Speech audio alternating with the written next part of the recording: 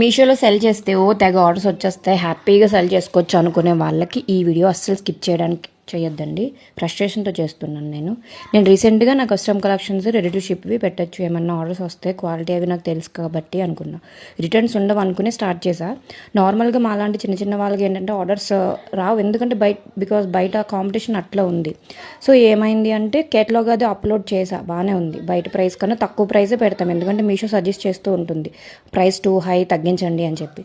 అంతేకాకుండా కస్టమర్కి మనం పెట్టిన ప్రైస్ ప్లస్ షిప్పింగ్ ఛార్జెస్ అనేది కూడా యాడ్ చేసి మీషో అనేది ప్రైస్ అనేది పెడుతుంది.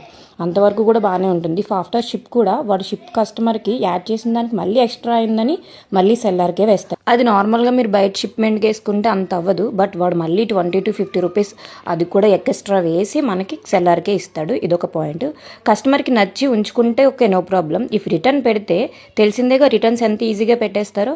కర్మకాల రిటర్న్ వచ్చిందే అనుకోండి, మళ్ళీ ఆ రిటర్న్ షిప్పింగ్ ఛార్జ్ కూడా సెల్లర్కే వేస్తాడు. అలా నాకు బాగానే వచ్చి హ్యాపీ ఫీల్ అయ్యా.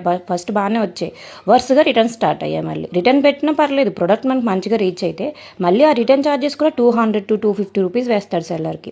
సో ఇందులో మనకి లాస్ తప్ప ప్రాఫిట్ అనేది చాలా తక్కువ.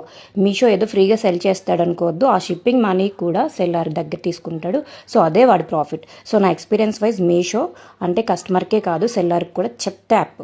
మీషో అంటే మీషోలానే చూడాలి. లార్జ్ స్కేల్ బిజినెస్ ఉన్న వాళ్ళకి వర్కౌట్ అవుతుందేమో కానీ మనలాంటి చిన్న వాళ్ళకైతే అస్సలు వర్కౌట్ అవ్వద్దు. అస్సలు ట్రై చేయకండి. పర్సనల్ ఎక్స్పీరియన్స్ మీద చెప్తున్నాను, తర్వాత మీ ఇష్టం.